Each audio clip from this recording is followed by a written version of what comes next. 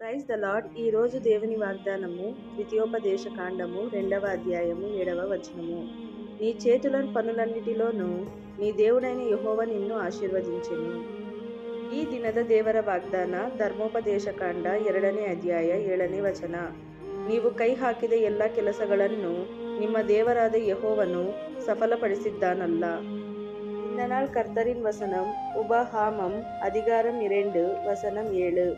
உன் தேவனாகிய கர்த்தர் उन कई क्रियेகளிலெல்லாம் उन्னை आशीर्वादिத்து வருகிறார்.